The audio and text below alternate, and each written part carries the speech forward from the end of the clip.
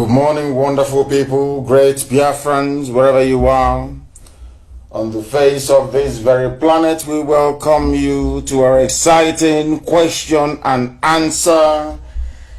We might also throw in a debate session this very day.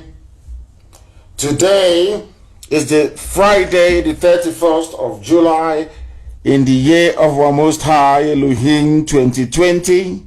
The time now is 6 minutes past 7 a.m. in the morning in the land of Biafra. We welcome each and every one of you, and because this very broadcast is going out to the entirety of humanity, we say good morning, good afternoon, good evening, and good night to some of you. Because the whole world is listening, you can receive this very transmission this morning via my Facebook page at Mazen Nnamdi Kanu. We are on FM across Biafra land. We are on satellite. Some of you might be listening via YouTube. We are on Radio Biafra app. We are on TuneIn. We are on Sweet Radio. We are on Simple Radio. We are on Radio Garden. However you have chosen, or should I say, whichever means you have opted to listen to us this very morning, you are welcome. Our lines will be open very, very shortly. I have nothing much to say this morning. I want to listen to all of you. I want to listen to some of you. I want to listen to what you have to say. All your questions will be answered. Anything you have, you bring it on. It will be answered as honestly as possible.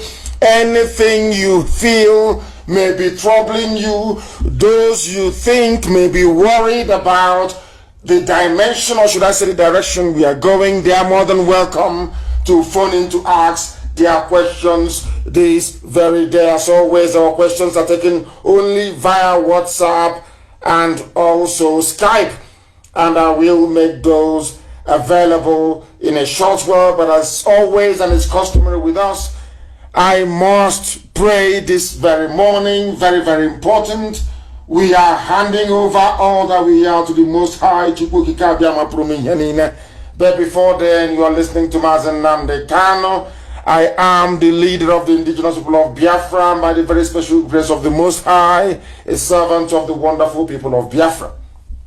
I welcome you this very morning. Of course, this very broadcast was not announced prior to this very day, but as you all know, every Friday morning is our question and answer session. There was a session where we were not able to come live on air, but today we are live and we are direct, and the whole world is listening. Our enemies will do all they can to try to stifle us. They will do all they can to try to stop us. The zoo is paying unbelievable amount of money to social media to stifle, to suppress, and to kill off what we are doing, but they cannot succeed. They have never succeeded in the past, and they are not going to start today. So without further ado, without further hesitation, we are going to pray a very simple prayer, which is our Lord's Prayer, the same prayer that Yeshua prayed when he was on earth. That those of you who may be misguided, those of you who may be confused, as to those of you who may become sometimes slightly, should I say, dissuaded from doing the right thing, let us point in the right direction. And that very right direction is towards the one and only Chukwukikabiama that exists in heaven. Therefore, we pray this very morning. Our Father who art in heaven, hallowed be thy name, thy kingdom come, thy will be done on this very earth as it is in heaven. Give us this day our daily bread. Forgive us our sins as we forgive those who sin against us. Lead us not into temptation, but deliver us from evil. For thine is the kingdom, the power, and the glory, forever and ever, we pray. He said, a very simple and a very short prayer, to underline once again that every praise and every adulation, every honor and every glory do not belong to flesh, do not belong to any other entity, but to who resided in heaven, and unto whom we give every glory this very day for our lives, and more importantly, for the lives of IPOB all across this very planet Earth that we inhabit. Our lines will be open very, very shortly, and please make sure you bring your pen and paper with you, because any gossip you may have, any ideas you may possess, anything that is troubling you, you are more than welcome to bring that up on air. I do not believe in anything being hidden. You must come up to say exactly what you have in mind. And if you say it, we are going to respond to it. If it is a question, we are also going to answer it. As I said, we are live and we are direct, and the whole world is listening. We are on Skype, as I told you. We are on Skype, and I want to make sure that you have it. I want to make sure that you have it. Already we have a caller on the line. This caller, give us your name and where you are calling from. We are live and you are direct to the whole world. Go ahead. The caller on the phone, can you hear me? For the very last time, can you hear me? No, they cannot hear me. They are unable to hear me. They called and I took it, but they couldn't hear me. I have another caller on the line. Can you hear me? Yeah, my name is... Go ahead. I don't know what is going on. I have no idea. Can you hear me? The caller on the phone, your name and where you're calling from? Yes, I can. My name is Kingsley Okubi from South Korea. From South Korea. Are you part of IPOB family in South Korea? Yes. Go ahead, please. We are listening. Go ahead. Yeah. Great Ohamadike, I'm glad to speak to you direct. Thank you very much. Please go ahead. The vision I had about you before the zoo sent their men into your house, I had this vision that many, the dead, the one that died during the Biafran War, genocide, surrounded you. And in that vision, you were given a sword to say, hello? Yes, we are listening. Go ahead, please. Go ahead. Okay. To say... And make it very brief. I prefer questions, please. Every dream, every vision, I appreciate. You can call me after this very live broadcast to tell me that, or you can write it to me. The whole world is listening. They want answers to difficult questions regarding our efforts to restore Biafra. What I need are questions, very difficult questions, or anybody who wishes to debate any aspect of what we are doing. I appreciate the dreams and I appreciate the vision. I need questions, please, because the world is listening. Okay. Go ahead. There is a question I want to ask again. Concerns where the name of IPOB was mentioned based on the petition people wrote against IPOB, that IPOB was attacking churches in Nigeria. So my question remains that what effort have you put in place to make sure that that thing are being removed? No, nobody wrote anything. It was a concocted report by a band of criminals being supported by the zoo. These are hardened saboteurs being funded by the zoo. No United States wrote anything. There was a very stupid blogging site that works for the zoo called Lumba. A very stupid set of idiots there in England. That very stupid woman. They are the ones peddling this rubbish because the zoo gave money to some saboteurs through Loretta Onochie to be peddling falsehood against IPOB. And in fact, I am disappointed. I am shocked. I am shocked that people have time for such people, for such nonsense. United States never wrote any garbage against IPOB, not now, not tomorrow, not ever.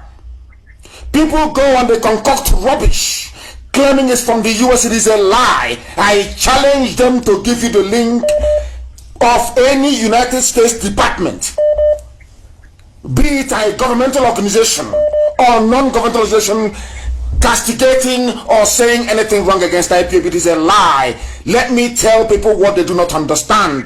Do you think we are trying to collapse the zoo, and in the process the zoo will keep quiet and do nothing?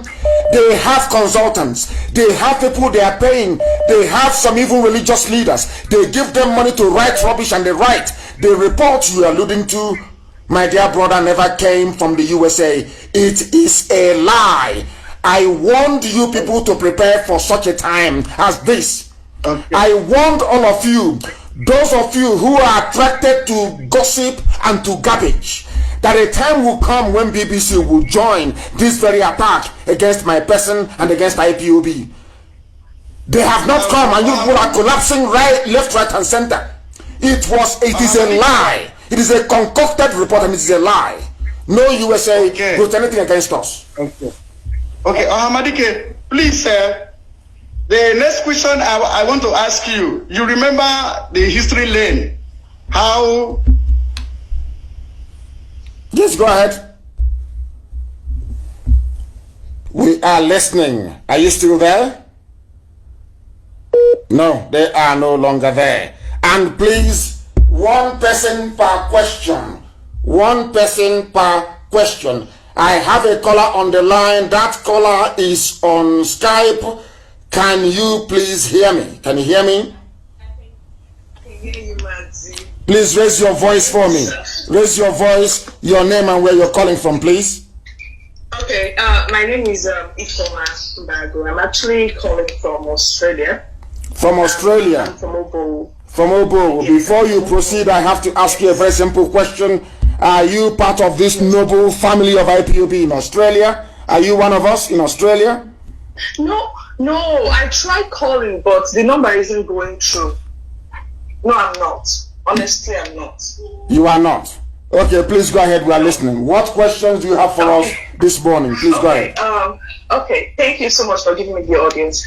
My question is now, I know you, was it last week you talked about like Nigerian, the National Nigerian Petroleum Corporation being owned by the zoo. Yes, of course. So my question is now, what will happen once this whole zoo thing breaks up? Like Biafra finds its own way, Oduduwa finds its own way, and Arawa. What will happen to those who actually are working for like companies like NNPC, like the Nigerian Railway Corporation, like all these companies owned by the zoo? What will happen to them? What will happen to those who actually worked, rendered their services, and are now retired? Once this whole thing breaks out, are we putting this into consideration? Of course we are. There's something called asset division. All the assets will be divided amicably and in a civil manner. Where we inherit pensioners from these institutions, we are going to pay them. We are going to pay everybody. If you've worked for them before, we are going to pay you. Once the assets are divided, then we will pay those that we inherit. That is how it works in civilized climes, and that is how it is also going to work in the land of Biafra, because Biafra will be the most civilized black nation on the face of this very earth. We are not like the animals of the Zoological Republic. We are civilized beings, and we shall take care of our own, or should I say, any liability that we inherit, including Chinese loans. If we inherit any Chinese loan, we are going to pay it. That is the price of ever belonging to a Zoological Republic. That is how it's going to go. Was I able to answer? Did I answer your question at all or not?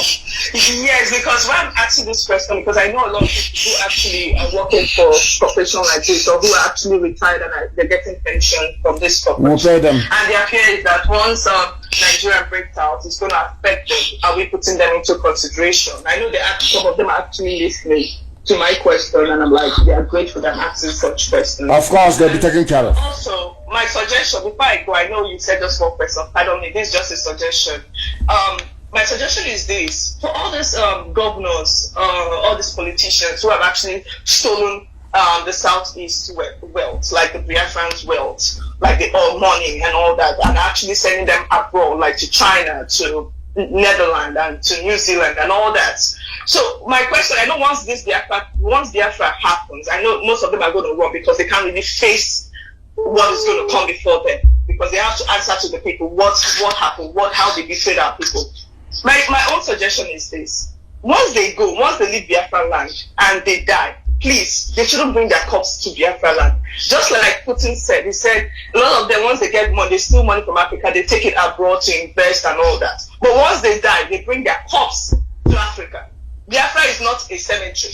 That whole thing has to stop. Since they're not going to face the crime they committed, once they die, they should bury them where they spent their money. Am I making sense, Faz? Of course you are, and that is what we are going to adopt. If you have stolen money from our land and you've sent those assets abroad, your corpse will never come back home. Putin was right, of course. And that is one of the dangers with Africa and Africans. And as I keep lamenting every blessed day, the way we reason is what troubles me more than anything else. I don't know why other people will always gravitate towards something that is nice and decent and good. But in Africa, Africans will always gravitate towards evil, towards gossip and towards nonsense. We always tend to promote those things that are actually inimical to our development as a people. And why that happens, I have no idea. Why the brain of a black man is wired to accept always what is evil, what is against them, I have no clue. Anybody, if you have stolen money from our land and that money is abroad, we will give you an opportunity to return it. Once Biafra comes, you will be given an opportunity to return those assets to Biafra land. Once you say no to it, then you have no stake in our land. You cannot belong and you cannot be there. It's as simple as that. I thank you very much for calling. Thank you very, very much for calling. And may Elohim continue to be with all of you, especially those of you in Australia, because Australia is doing exceptionally well. Australia is doing exceptionally well. I have a caller on the line, presumably from the UK. Your name, please, and exactly where you are. Hello, good morning. Good morning to you, please. Yes, my name is Dadagmo Ifani Emegbo, and I'm calling from UK. Please raise your voice. Your voice is very, very low. Please raise your voice if you want to speak to us. Go ahead. Yeah, my name is Dadagmo Ifani Emegbo. Yes. I'm from Obiaruko, Okwani in Biafra. Okwani, thank you very much. Please go ahead. We are listening. Go ahead, please. Yeah, I've got a question for you. Yes. My question is that, in view of the high environmental degradation in Biafra land, yes, what is the plan? What is the plan? How are we going to upgrade our environment? Because when you come abroad here, especially in the UK, where I reside, you know, the environment is just impeccable. You see, and that is one of the things that attracts people when you come here. You see, that's one of the things that attracts people when, you know, so like go to Aba now in Biafra land. It's an eyesore. It's a complete dustbin. Yes. What plan do we have to bring our country, you know, our state to that impeccable condition, you know, the environmental policy? Because here, everything is driven by the government. You know, there are laws when you build your house. There are laws about your external, you know, your field, how you do your gardening, you know. So, you know, what plans do we have? You see, because everybody is that, you know, there is no plan. You just build your house. There's no kind of concentration to the environment. Our green, no, there is no greenery. It's like a concrete jungle. You see, what plans do we have? I will tell you exactly the plans we have. And I will answer your question this way, because this was exactly what we told, or what I explained to people about the abandoned property in Iguacha, and I want to use that as an example. I said that everything you're looking at today in most of our urban areas, most of the junk you're looking at today will be knocked down and rebuilt from scratch. Our cities will be knocked down and rebuilt from scratch. And we have an army of graduates of town planning, graduates of water resources management, graduates of all manner of discipline that has to do with uplifting the quality of life that we lead on a daily basis. Understand this very well. Now listen. In Biafra land, we are going to build a sewage system. Not soak away. Not when you build house, you go to behind the house and you dig a hole, and all the gray water, as they call it, will be going in there and percolating into the water table, contaminating it and making all of us sick. No. We are going to have a proper sewage system. We are going to have a system of drainage and canal system linking everywhere in Biafra land together the same way you have it in the UK. If you go to the UK, you will see a canal system. Every developed or advanced society has one. We are going to clean up all the mess in Ogoni land, in all the oil producing areas. We are going to meticulously clean them. And how are we going to do it? We will excavate the earth, the contaminated earth. We will go to a treatment plant, we will treat the soil and the sand, and then we'll bring it back. That is how it is done everywhere. If you go to a brownfield site in the UK, before they build any house there, or should I say a set of houses there, they first of all treat that very land. That is what we are going to do. Because if we don't treat it, most of the diseases that we don't know about that we are dying from today in Biafra land is as a result of the pathogens in the oil, as a result of the processed oil, so to speak, that we have in our land. When you go to the farm and our mothers step on it, they get sick. Some of these things are carcinogenic. But people don't know these things. And once that starts happening, people will say, oh, it's their neighbor that is holding them. No. It is as a result. These are the byproducts of oil exploration.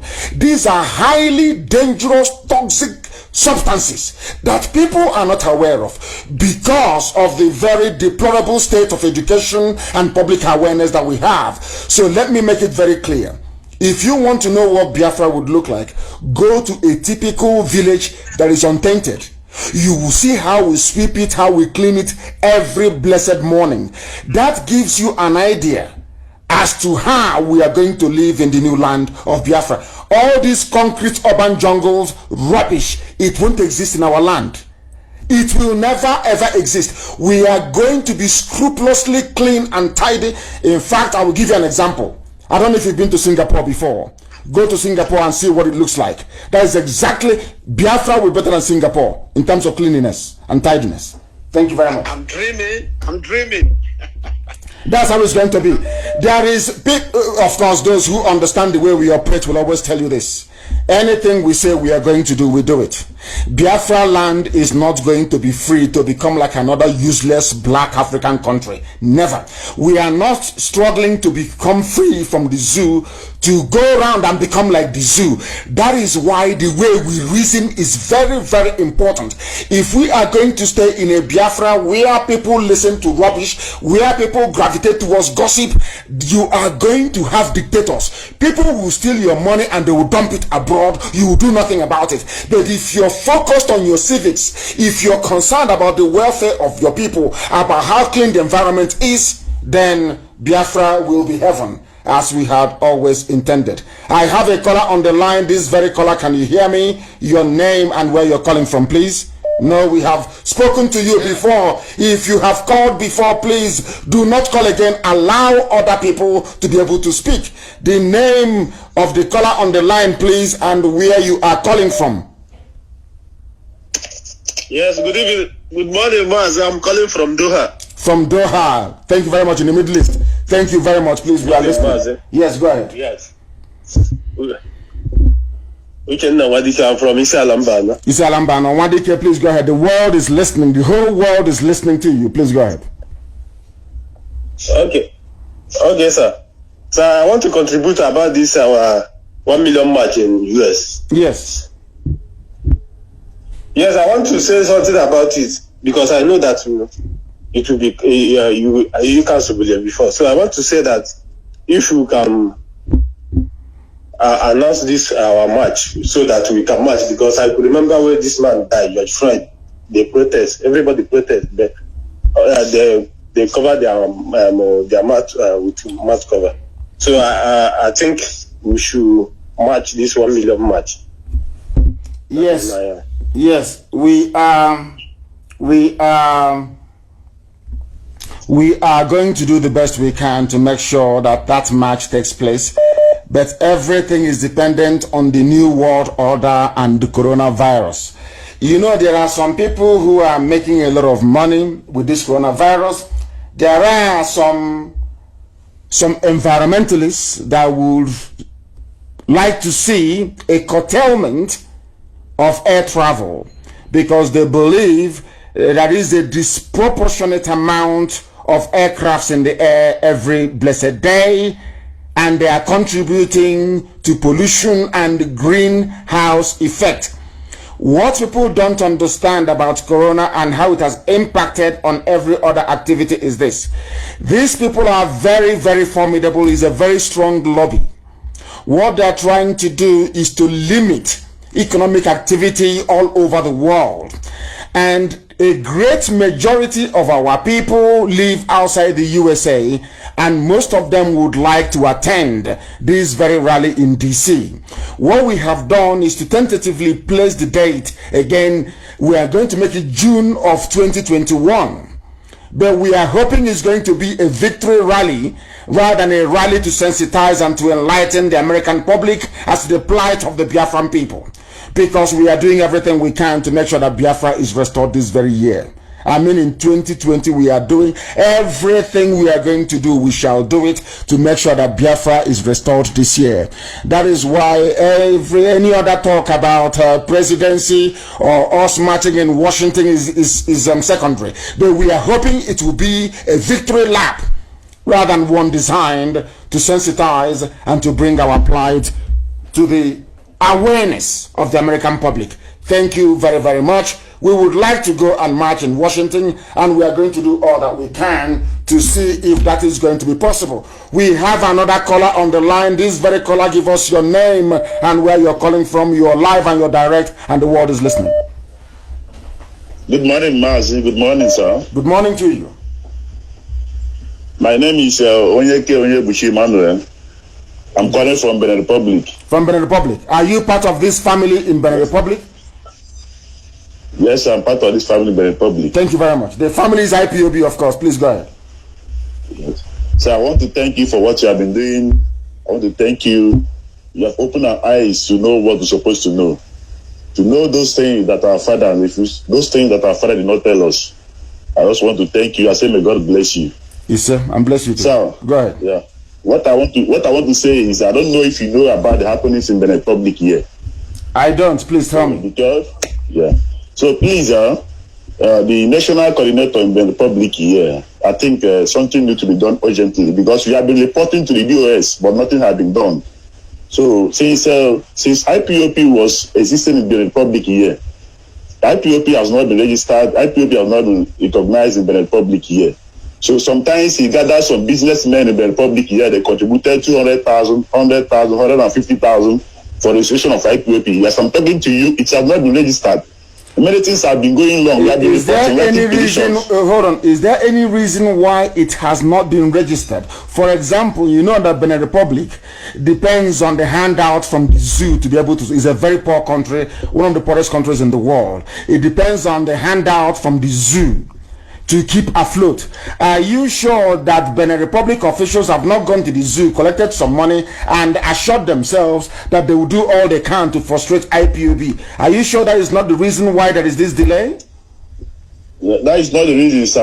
I'm also coming, sir. Some people, when you pay your dues, they don't give you receipt. Some people have been paying dues since 2016 up to date. They have not been collecting their receipt. And this is what I'm telling you. You have to set an inquiry. You have to make it. You have been writing petition to the DOS. I will do so. I will do so. And they are listening.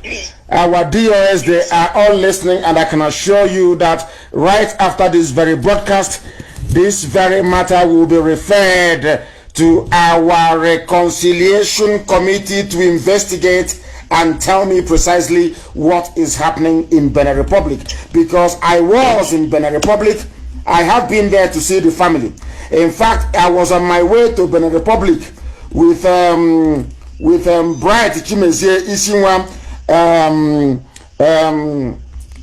Chibrezi Wala, and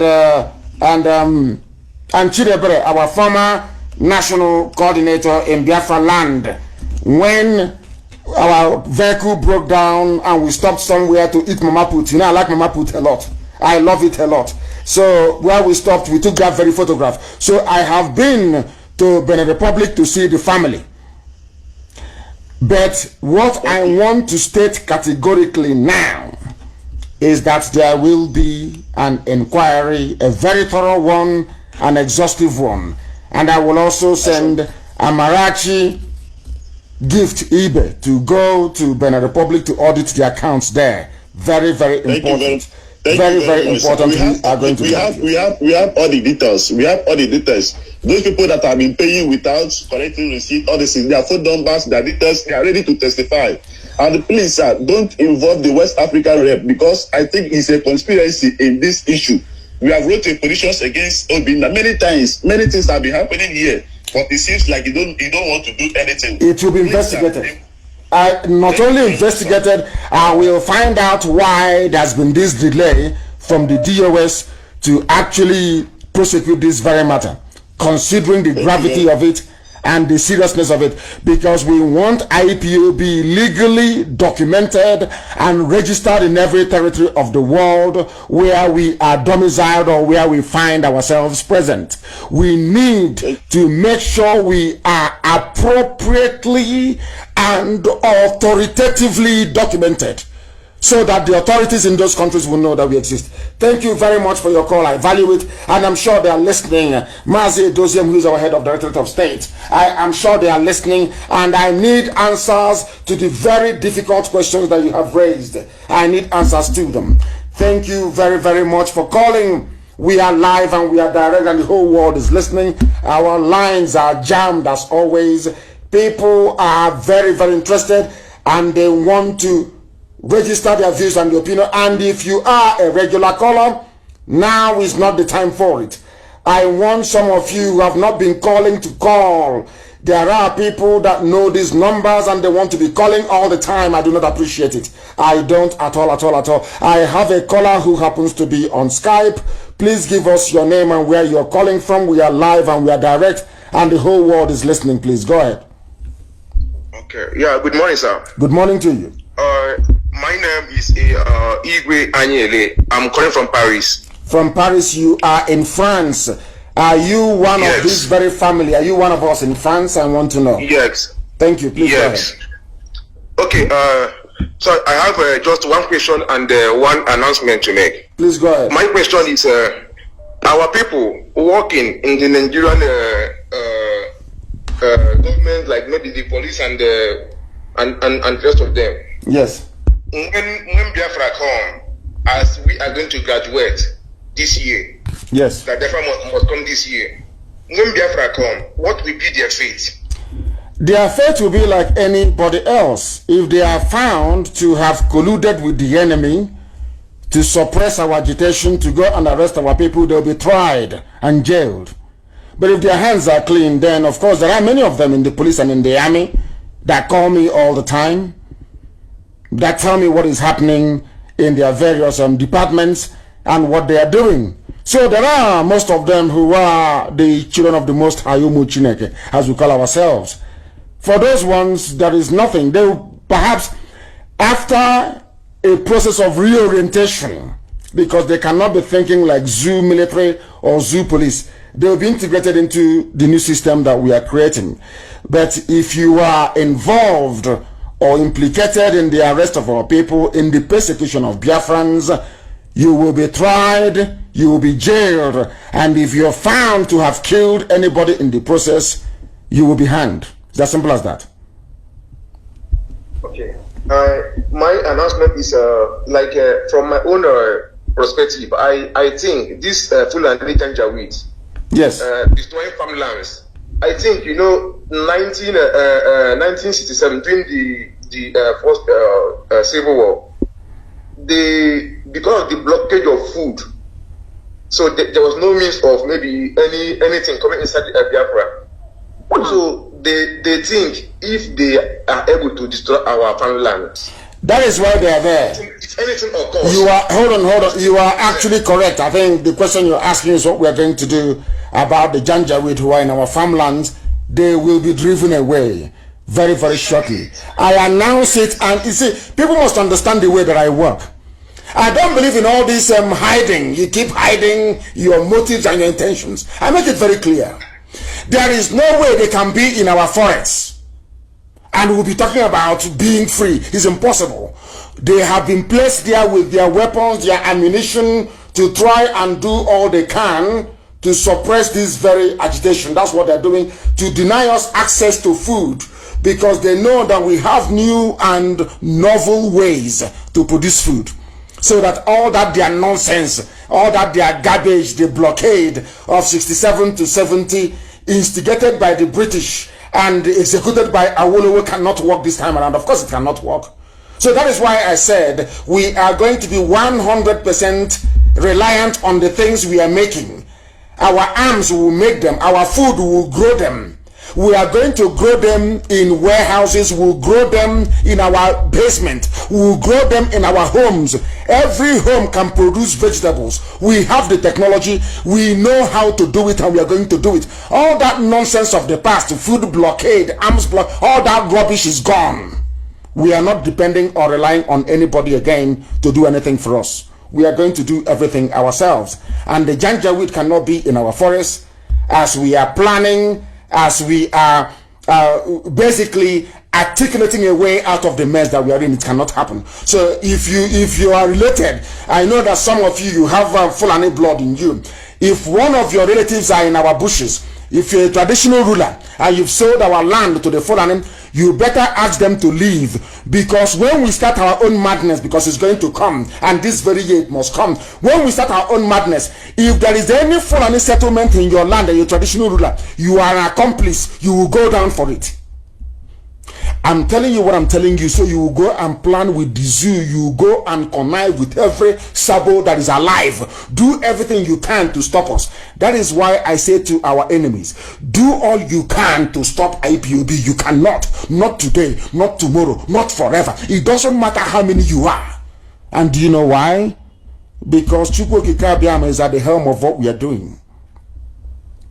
At the front of our march, God Almighty in heaven is there, because we have done nothing wrong. We are not asking for something that doesn't belong to us. We are seeking to go back to the way we were before the white man came. The white man is not God. The white man cannot create a country or a nation for me, because I cannot create a nation or a country for a white man. It's as simple as that. Any idiot who cannot understand this, may stupidity have mercy upon your soul. I cannot help you. I have a caller on the line, please. Your name and where you're calling from. We are live and we are direct, and the entirety of humanity is bearing us witness. Please go ahead. Good morning, my able leader, Mazen Namdekano. Good morning to you, please. Your name and where you're calling from. My name is Mazi Eteno Obodo. I'm calling from Abu Dhabi, United Arab Emirates. Abu Dhabi, Middle East is with us this morning. Please go ahead. What questions do you have to ask? You ask them. Sir, I want to thank you for the wonderful work we have been doing for we Biafrans all over the world, both home and abroad. Thank you. And I want to thank you for everything, for your effort. And say, may Chukwu Okike Abiama bless you in the name of Chukwu Okike Abiama's name I pray. Yes, sir. Go ahead. So I have no question, but I want to thank you for that very wonderful work. And also all my able leaders in United Arab Emirates, my national leader, Prince Aiki Ikechukwu, and all the rest of them. And also the people that have never been joining our movement, so that they will have the need to join us, and also for us to fight till we get our motherland, which is Biafra. He said,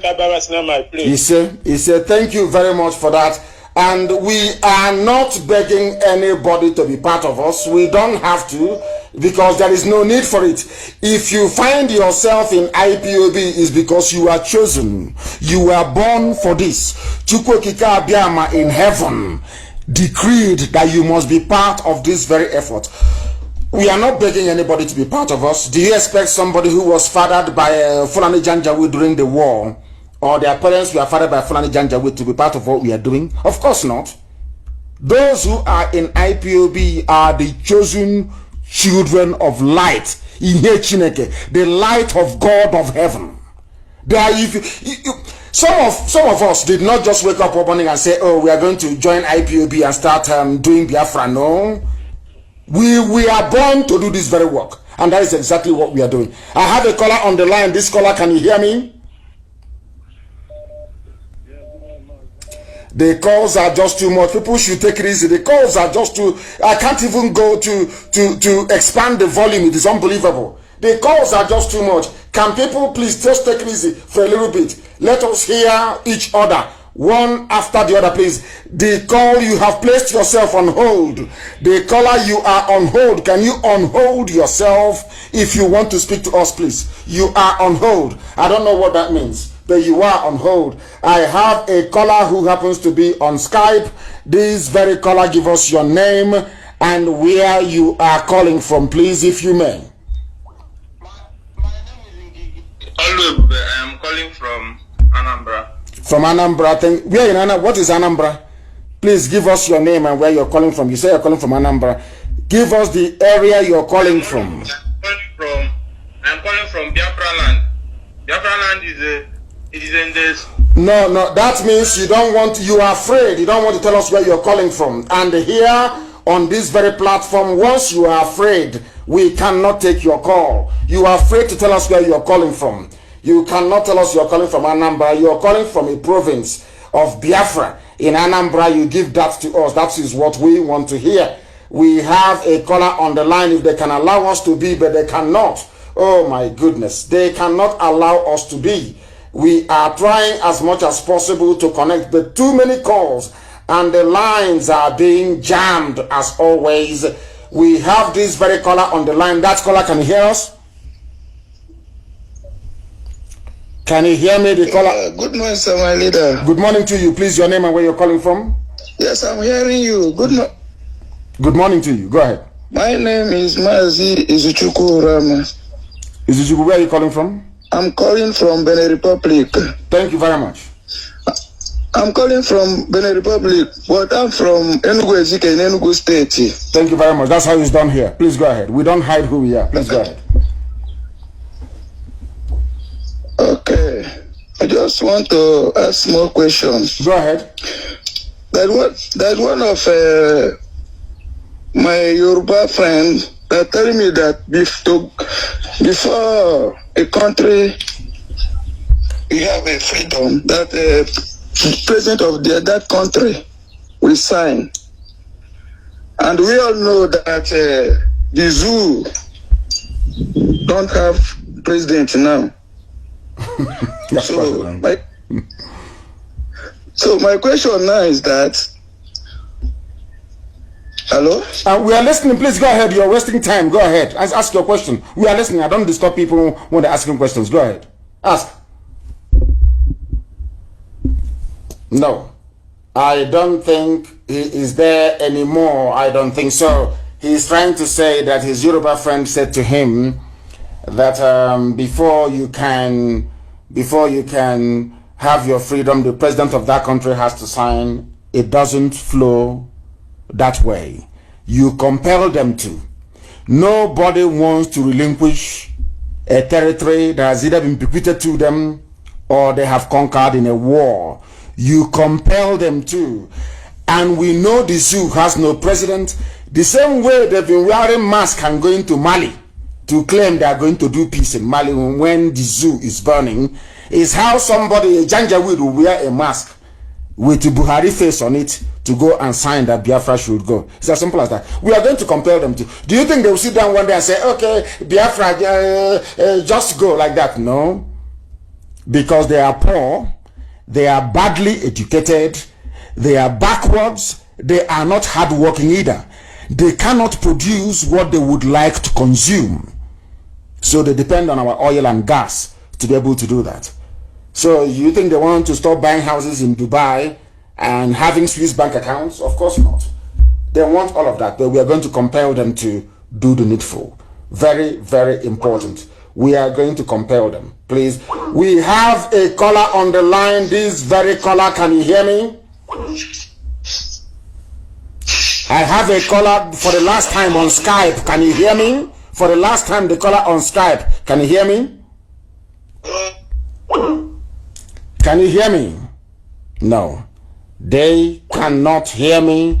They cannot hear me. I don't know why that is the case, but it seems to me that they cannot hear me. And as I've said before, those of you who have called before, try not to call again. The caller on Skype, can you hear me?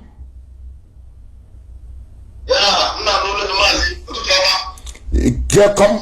Good morning to you. Speak English and come closer to your microphone. You are very far. Don't put your device on hands-free or whatever it's called. Come closer to your microphone and you speak. Give us your name and where you're calling from. Then your question, please. Your question, please. Good morning, sir. Mazi. My name is Chibuogu. I'm from Kaladu. Thank you. Please go ahead. Where are you calling from? I'm calling from Hesse, Germany. From Germany. Please go ahead. Yeah. My question is, Mazi, please, is there any way you can ask so people in Vincent, Germany, our brothers, those of them who have started IPOB before and all of a sudden they stopped? We ask them what is the problem, because we that I will tell you what the problem is. I will tell you. Don't disturb yourself. I will tell you what the problem is. There are some people in Germany who started IPOB with us. Yes, all well and good. Today they are no longer in IPOB, and I will tell you why. You see, we must learn to be disciplined. I have said this thing to people many times over. There is a problem with a black man. Once a black man is holding a position and you vote them out of office and you say your time is up, you've done enough, thank you very much, let another person try, they will get upset.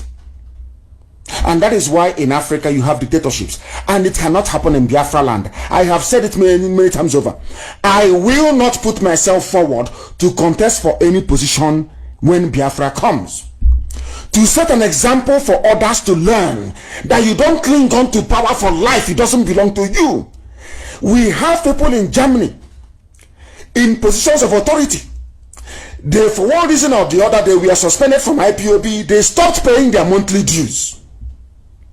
Some of them have not paid for 2.5 years. And let me tell you something. In Munich, there are some idiots in Munich, and very soon I'll mention their names.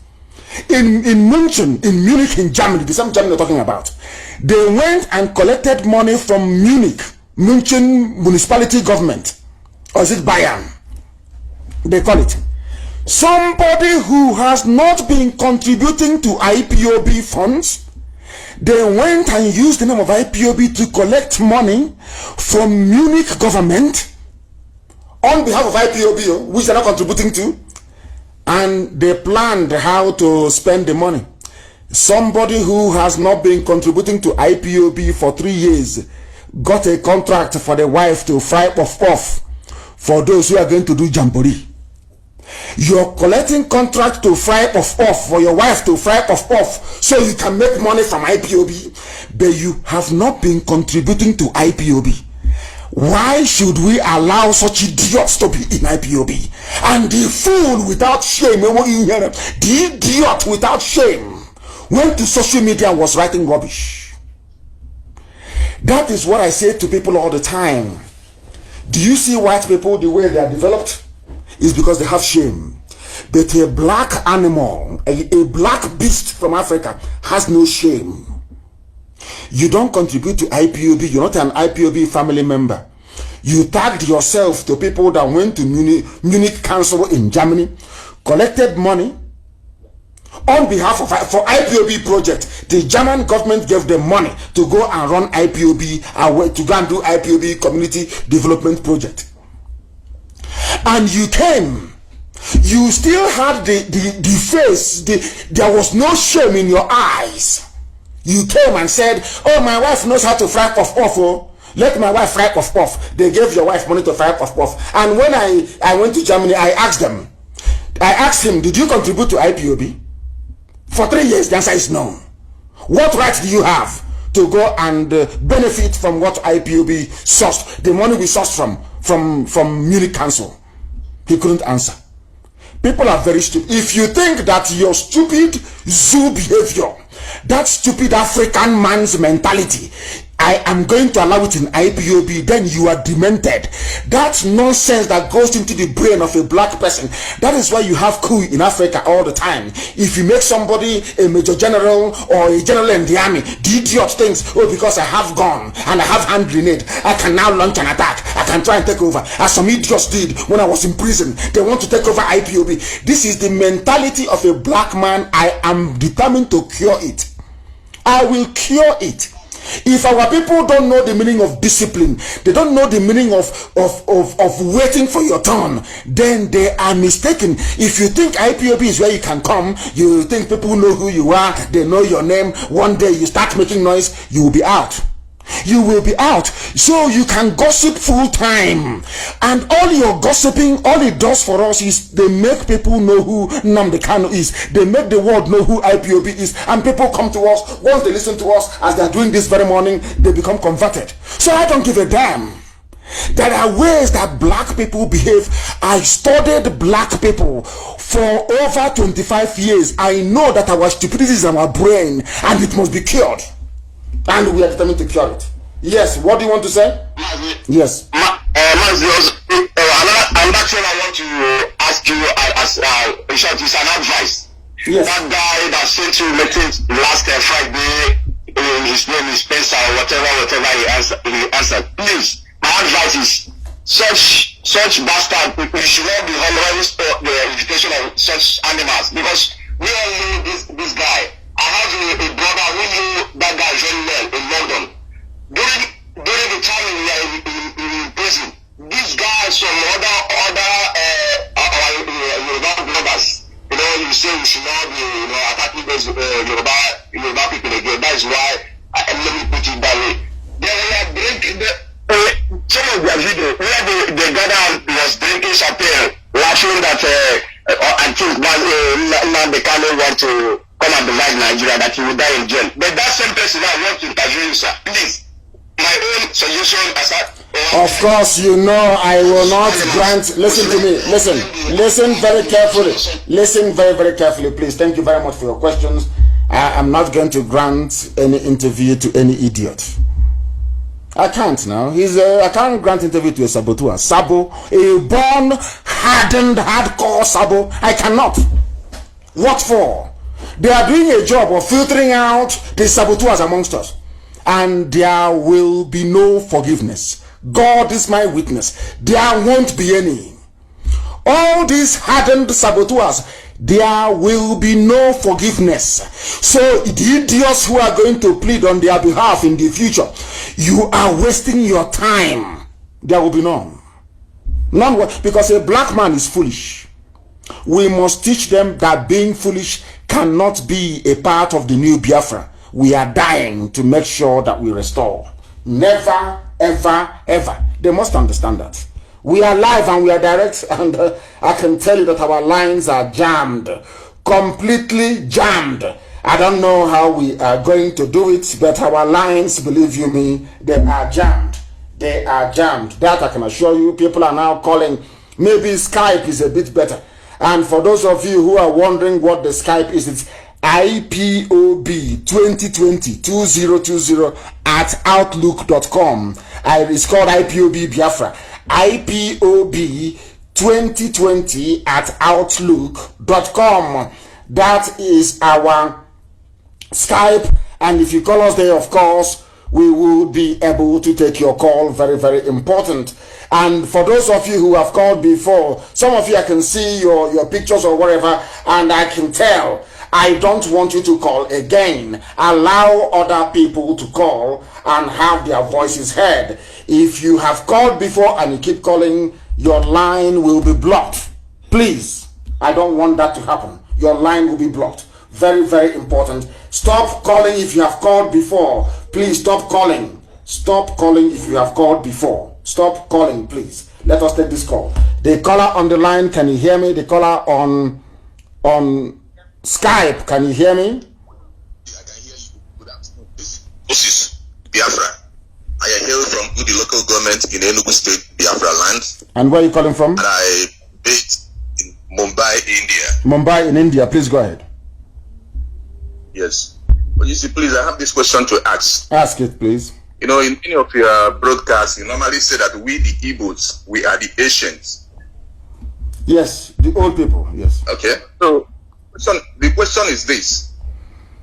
I listened to this eloquent speaker, this professor from, I think, is it Uganda, Patrick something, I can't pronounce the name. Patrice Lumumba. Lumumba, yes. Lumumba, thank you very much.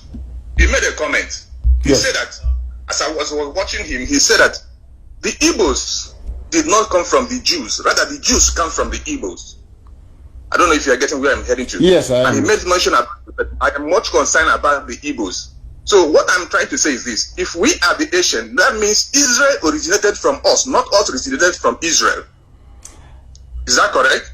Or am I misunderstanding it? You are misunderstanding it. I have said this many times and I will clarify it again. I don't know why we black people from Africa, we cannot handle, how can I put it, multiple interpretation of a problem at the same time. We only want one single answer. But sometimes in life, things don't have just one single answer. There are multiple answers to one single question. And I'll put it to you this way. I have explained before that there are three people.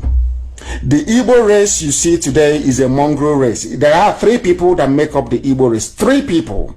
One are the ancient people, the Bijango people, the very old people, very ancient, that nobody can trace their origin. They have been existing in our land from time immemorial. They are called the ancients in Igbo.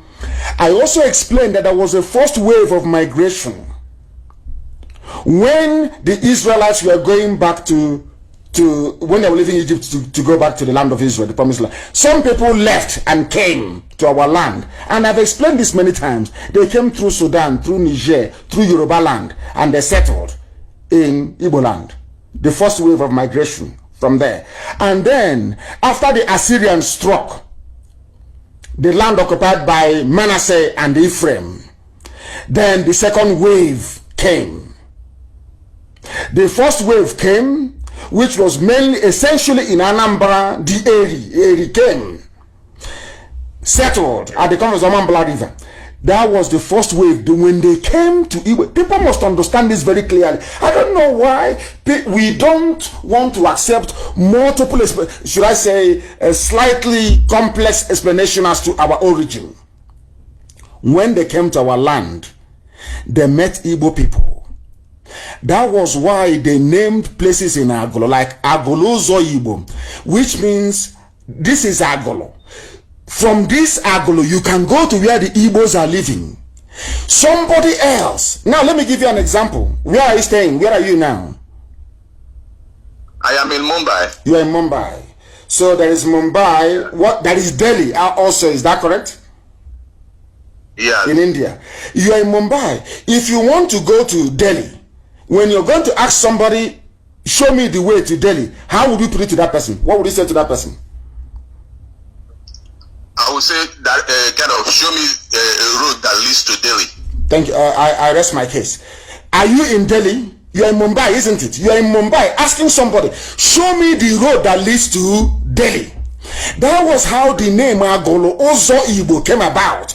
This is Agolo. Through this road, you go to where the Igbos are living.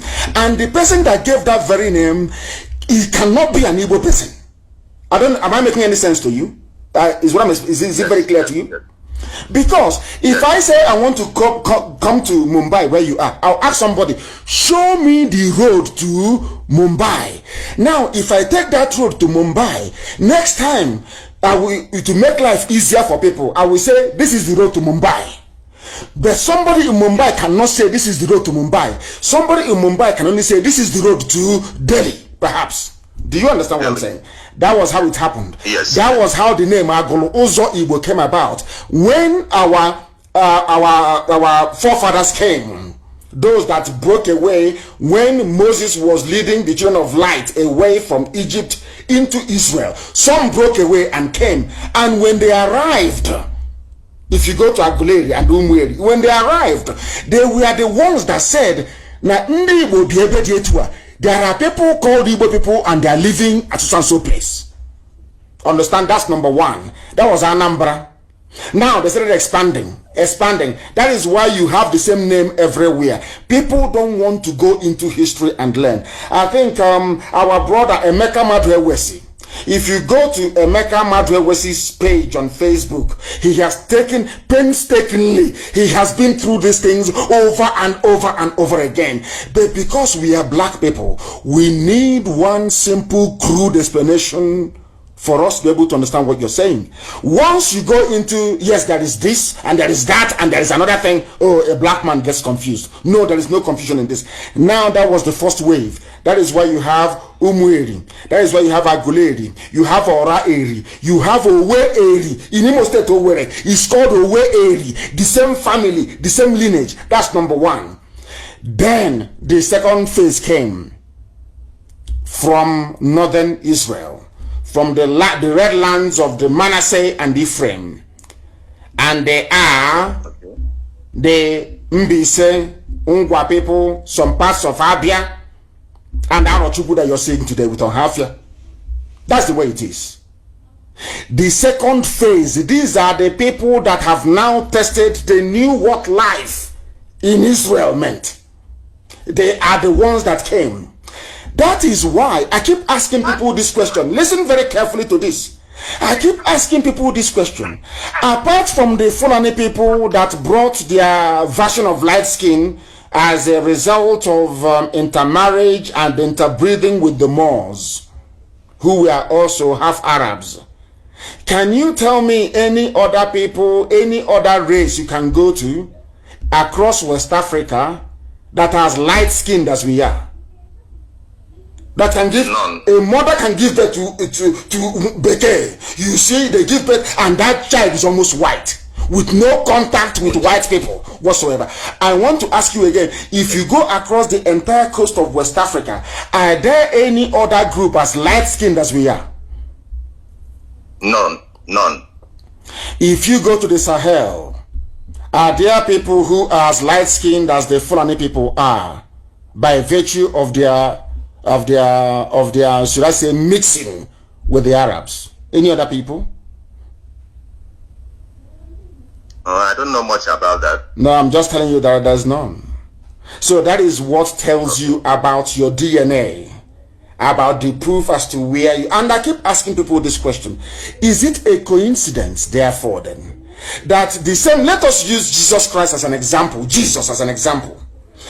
How is it, therefore, then, if there is no interconnectedness or interrelatedness, why is it that it is only Israelites and Biafrans who praise God by the name they give to their children? I repeat, if there is no interconnectedness, and I don't even want to talk about circumcision, no, let's leave that apart. Let me ask you this question. If there is no interconnectedness, why is it only the Jews, the Israelites, and Biafran people that worship God by virtue of the name they give to their children? I will give you a very simple example. Do you know that the name Chizoba is the name that Jesus Christ was given? Do people know the meaning of the name Yeshua? Do they know the meaning of it? Or Yeshua for short? Yeshua means only God can save. God saves. And in our land, before the white man brought his Bible to us, we were naming our children Chizoba. I want you to go to the scriptures, go to the Torah, and look for any traditional Jewish name. Be it Nehemiah, Hezekiah, anything you want to look for. Go and find that name and find the transliteration. You will find the name in Igbo land. The same thing. When you say to people that the name, you call Jesus Christ, his name is Yeshua. Yeshua means Chizoba. Yes. And in our land there is Chizoba. Yes. And there was now let me come again. There was a priestly clan, the house of Levi, or Levi as they may call it. Yeah. Holy people. The same way we have holy people in Arochukwu in those days, before the Jukin people came and taught them how to sell us, and they started selling us, and the glory of God left Arochukwu. As simple as that. People don't understand. And they say, is it Binobabi? And I say to them, no, it is not. The same way the temple of Solomon was corrupted, the same way God said, don't bring idol into this temple. If you bring idol into this temple, I will ask a foreign army to invade you. This temple will burn down. The same thing happened in Arochukwu. God said, don't bring any idol into my temple. People said no. They started selling people. They started doing deals. They started worshiping idol inside our temple, which was the so-called long juju. And what did God do? God sent exactly what God did to the temple in Jerusalem was exactly what happened in Arochukwu. A foreign force came in the temple of Solomon in Jerusalem. They sent the Romans. The Romans burnt it down. In our own case, in Arochukwu, the British came in 1904 and destroyed it. The same history, the same people. The same we have the Levites, the Levitical priest is how you have Arochukwu. People sent their first sons to go to Arochukwu to learn how to worship God in truth and in every honesty. That is why it is there. Arochukwu. Do people know the meaning of the word Chukwu? God, Arochukwu. I don't know, our people, they don't understand common sense and history. I don't know what is wrong with them. They only want one explanation. That's why we are so mundane and our brain is very dull. And I repeat for the last time, 3 people make up the gap, and everybody. You see Efik, Ibibio, you see Ishekiri, you see Anan, you see Isoko. Even Isoko, they answer Igbo names Isoko. Are people aware of that? Urobo, are you aware of that? That these are all Igbo. Everybody is Igbo. IGBO. As the migration was coming, the first wave from Egypt, they stopped as they cleared on those states. That is why I don't want to go too far before they say we are related to Yoruba. I'll go into that later on when our brain can even absorb this. That is why our mothers dress the same way till tomorrow morning. Those who are not part of us, they don't dress the way we do. That is what can tell you who you are, where you're coming from, and where you are going. Those ancient people are there till tomorrow morning. We intermarried, we interbred, and we all became Igbo. All of us became Igbo. All of us at the same time, we became Igbo. The ancients were there. The first wave came. The second wave came. As simple as that, please. And I call it the Holy Trinity. The very genuine Holy Trinity of Biafra. The ancients who were on the ground, the first wave from Egypt, and the last wave that came from the Holy Land. Thank you very much for listening. We are live and we are direct, and I love such questions. I want intelligent questions, please. People should ask difficult, even if it is the one you have heard from a Sabo somewhere. Ask us as the one from Germany. People that you give respect to. You know, black people, one day it gets into their brain, they think they've arrived. Oh, I can break IPOB, I can start my own, I can do this, I can do that. They try it and they say that there is no way out. They cannot survive, they cannot succeed, because they are not part of us and can never be part of us. The caller on the line, can you hear me? We are live, we are direct. The whole world is listening, and this is Radio Biafra. Please go ahead. Yeah, this is Fortunatus Eze. I'm calling you from Lobuku in Umunochi local government. The land that has been taken over by the Fulani Janjaweed? Thank you. Yeah. It was given over as the first Ruga in Abia State. The first Ruga in Abia State by Otis Okalo gave it to the Fulani Janjaweed. And today they are killing us there. That is the brain of an Igbo politician. That is the way they operate. Very, so sad. Please go ahead. Go ahead. Sir, it is a very disheartening situation that even our mothers had to go on a rally on Monday. Some of them went on bare-chested rally, complaining and agitating, chasing the Fulanis out of our land because they have taken over our bushes. They have prematurely harvested our crops. And these crops were taken to the king's palaces, where they have supported the implementation of this mayhem.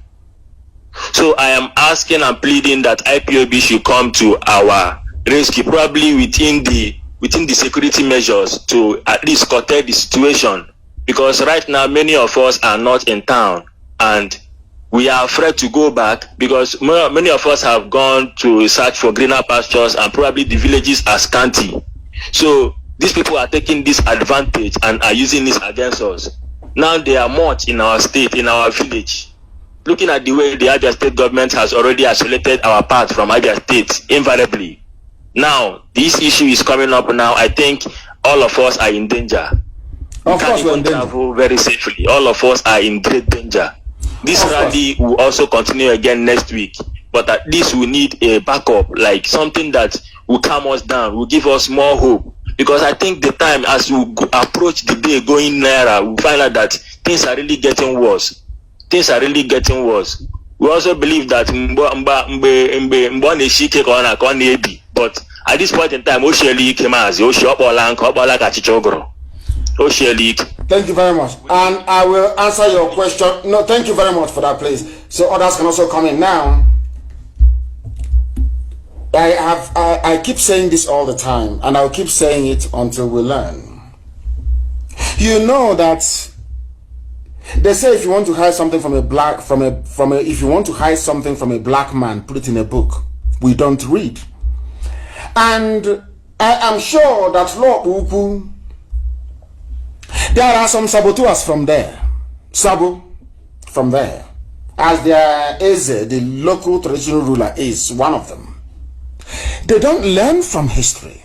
People are so that is why it is very, very easy for a white man to take advantage of a black man, because we black people, we don't reference history, or should I say, we do not revere history.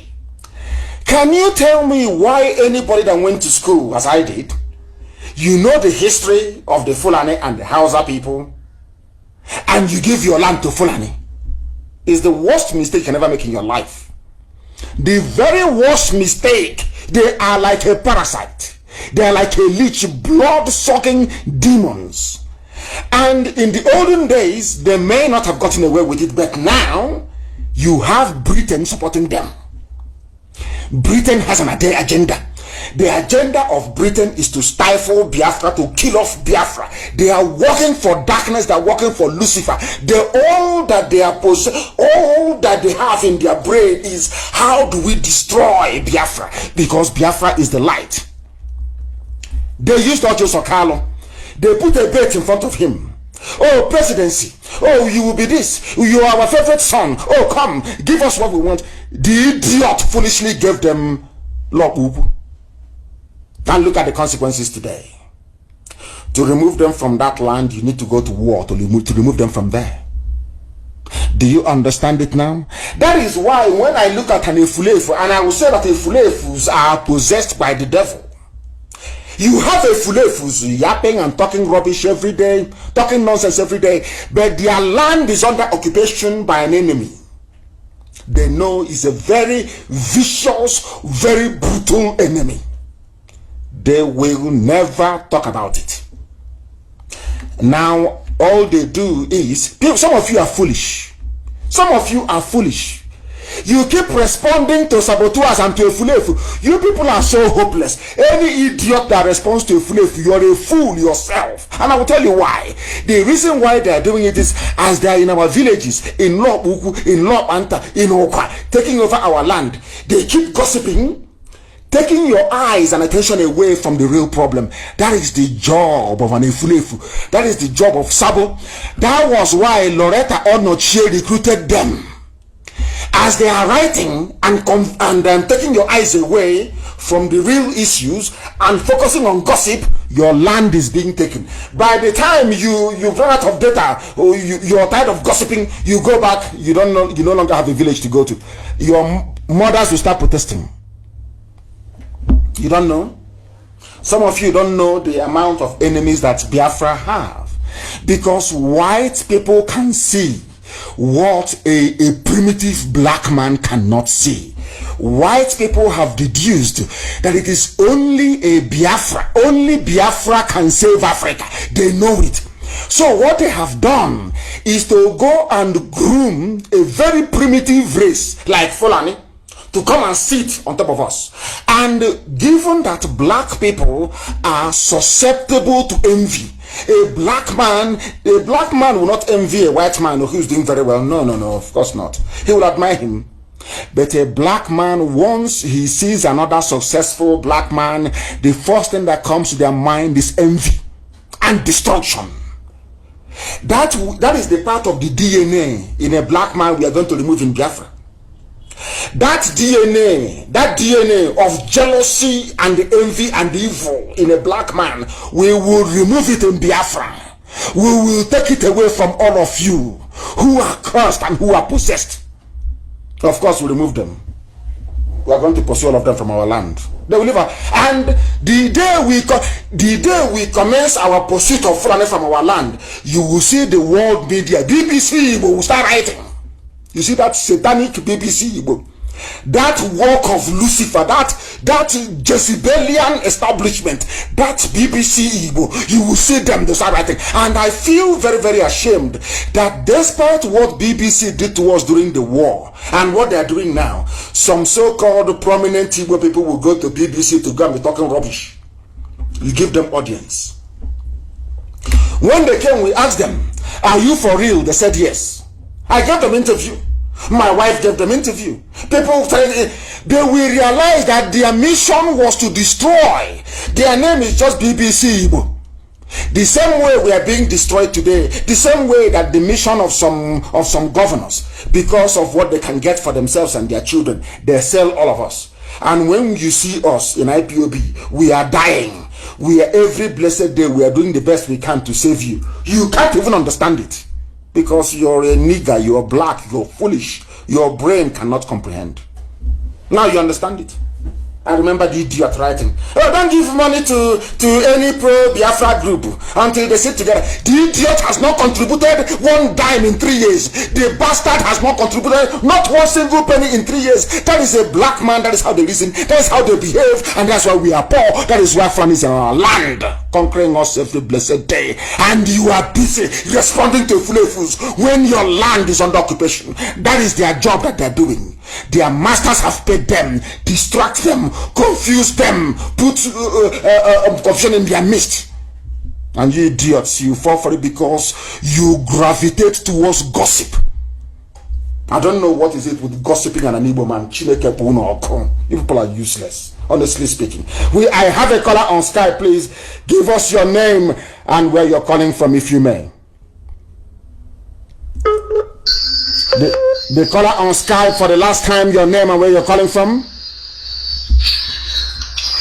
Good morning, my name is Nyobututuko Buka. I'm calling from Indonesia. Indonesia, please go ahead, we are listening. Please, my question is,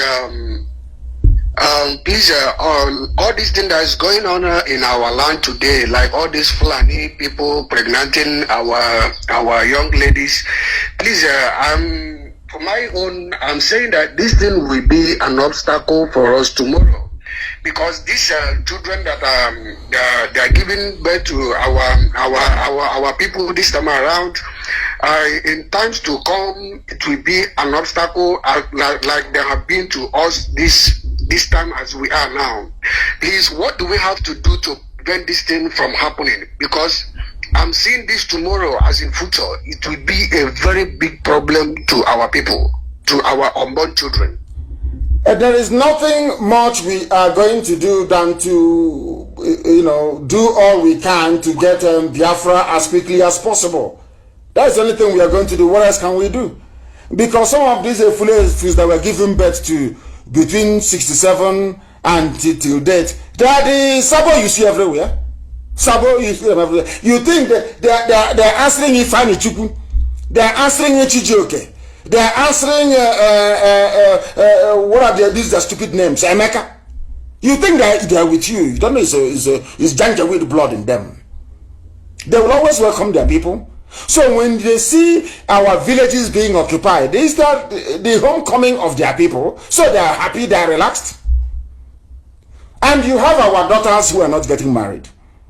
And you have your women, they are not getting married to our men. And they cannot sit down and ask themselves why. Because most of your men are abroad. And they have married foreigners. So who's going to marry you? If Biafra doesn't come, who is going to marry you? I keep asking. That is why it is even in their interest to make sure that we get Biafra as quickly as possible. There is no need going to your pastor and praying, oh pastor, I need a husband. When that husband is somewhere in Indonesia, so husband is in Malaysia, they have to get their papers, and for you to get the papers of the country you're in, you have to marry a local person there. Don't you understand it? Anyway, of course we are black. What do we know? Common sense eludes us. Very, very sad indeed. We are live and we are direct. And the time now is approximately, should we say, 8:26 in the morning.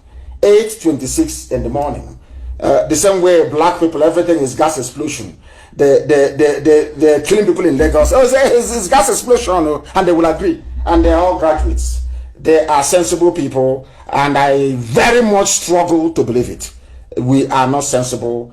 Has never been and can never be. I have a caller on the line. Please give us your name and where you're calling from, please. Good morning, Mazi. Good morning to you. My name is Chiwoke Chiwike. I'm from Obingwa, United States.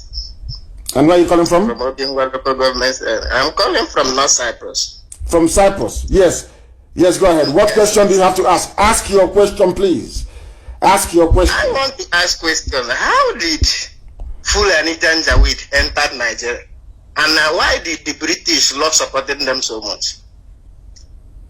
The British, because I have said, the British has a mission. The British wants to play Lord. You know, look at it this way. Do you know the meaning of the word Lord? Do you know the meaning of the word Lord? Yeah. What is the meaning of it? Yes. A Lord, let me say, a kind of someone he's at the top. It's my owner. My owner. Yes. My master. Yes. My owner. You own me. Once I call you a Lord, that means you own me. You are my own. You own me. Do you know that Lord is a name that is reserved for God only in heaven? Yes. Good. But why would I'm coming on? Why would Britain have it as a title to give to a human being? If you ask me, because they love to own people. Thank you very much. Now they discovered something very simple. They discovered that they want to play God. You know, they are white, they are Caucasian, they are God. They want to own every other person. They went to China. China said no. They went to Japan. Japan said you're talking rubbish. They went to all parts of the world. But wherever you have black people, they succeeded in subduing them. Be it in South America, be it in Africa, be it in South Asia, places like Papua New Guinea. That has been the history of black people. But people never take time to study these things, you see. Anywhere you have black people, anywhere in the world, they are suffering. Somebody is their Lord. So I went into prayers for nearly a month, and I kept asking God, did you create us this way? What is the problem? Why is it that anywhere you have black people, anywhere in the world, they're always suffering? Somebody is always controlling their lives. Why? God said it is because of the way you reason. You black people, there is something wrong with the way you process information. And I said, how? God said to me, look at Japan. I said, okay, I went into the history of Japan. I realized that the Dutch, you see Holland, the Dutch, they went to Japan to go and colonize Japan. Listen, They came, they said, oh, we are trading. Oh, give us sushi. We give you gunpowder, we give you gun. And we'll come back. Do you know what the Japanese people did? The emperor realized that these are spies. They've come to check out how strong or how weak they are. The Japanese took a few guns from the Dutch and gunpowder. The Dutch went back to go and bring reinforcement to come and conquer Japan. When they came, they were facing the replica guns that they had given to the Japanese. Japanese were waiting for them to come. And Japan was not colonized. Do you understand? Now, compare that with, listen, compare that with when the white man came to West Africa, came to Biafra land, came to Ijo land, came to Ibibio land, came to the land of Efik. What did we do? They gave us salt, they gave us sugar, they gave us tobacco, they gave us gin, kai, mayoko, whiskey, hot drink. Not even Oporoko hadn't come by then. Do you know what we did? We gave them our sons and our daughters. Say take for free. The more alcohol they give us, the more we say take. Is that thing not happening today? Look at your ruga you have today in Lopuku. Because you have given money to a traditional ruler, the same mentality of slavery. Because you've given money to a traditional ruler, the traditional ruler will say, take our land, take our children, chase them to Abuja, to Lagos. I don't care. The same thing is happening. And you want God to love you? Do you see why I keep saying that a black man is his own worst enemy? Because of the way we reason, because of the way we process information. Now, let me give you another example. I was studying, and I was studying respect and racism on my own. Nobody taught me. I was at university, and I know one mad woman was saying that they don't know if I went to school, that I'm a very good orator. I don't know how you can be a good orator without having attended a university. I don't know how that's. I don't know any orator you can name in history who did not attend the university. I don't know of one. But we'll come to that later. I was studying the history of racism and equality on my own. And I kept asking God again, why is it that blacks don't have respect? And God said to me, blacks are always begging. They never do anything. They only beg for equality. They don't earn respect. They want to plead and beg to be respected. And I said, how? And Elohim pointed me to Russia, the history of Russia and nuclear weapons you have today all over the world. After the Second World War, Russia realized after America had dropped a bomb on Hiroshima and Nagasaki that America possessed a force that could allow the USA to rule the whole world. Do you know what Russia did? I'm asking you, do you know what they did? No, I don't know. Russia went and built their own nuclear weapons as well. And now, rather than America talking to them or talking down on them, America now invited them to a table and said, let's sit down and discuss and talk. That is the meaning of respect. They have seen that they will benefit. Exactly. No, not just that. That thing you have, I also have it. Do you think there will be racism in the world if black people can produce cars in Africa that Africans are using? Do you think there will be racism if blacks are going to the moon? Do you think there will be racism if we are launching satellites every blessed day from Africa to go to space? Do you think there will be racism? Intelligent to use black against blacks also. Because that is the way a black person's DNA works. Reason. A black person's DNA works. They are wired to go after people coming to save them. That's a black man for you. That's the way they reason. You will see them, they will not do anything. Remember Buthelezi and Mandela. Buthelezi was against Mandela. Not because Mandela did anything wrong to him, no. But because Buthelezi cannot stand another black man coming out to get freedom for all of them. Instead, let everybody be a slave. That is the brain of black people. That is why we are backwards. You don't produce mobile phone, you don't produce laptop computers, you produce nothing. You don't generate any electricity. You can't even build your own roads. You bring Julius Berger to build your bridges for you. You bring Chinese construction firms to build your roads for you. You don't produce light. You have engineers. You go to Germany, you beg Siemens to come and build electricity grid for you. And you want them to respect you? You are very sick. You are an idiot. A white man cannot respect you until you begin to do those things that a white man can do. That is why they say anything a man can do, a woman can do it, because they are trying to garner respect for women. That is how life is. Anything you can do and I can do it, then you respect me. Why don't the Janjaweed respect you today? Why is it that the Fulanis are killing you, they don't respect you? They don't respect you because they will kill you and you will do nothing. They know they have the British behind them. Britain will defend them. Of course they know.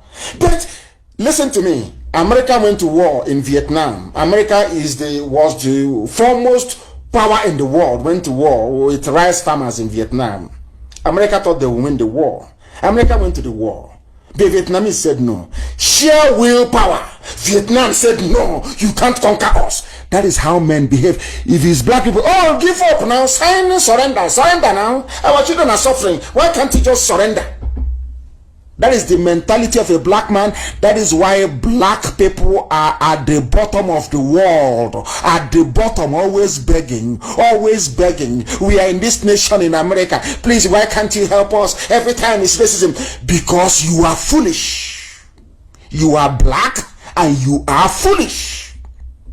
That's why they're stamping on your head. That is why they kneel on your neck. I asked a very simple question. How many Asians have they killed in America? How many South Koreans have they killed in America?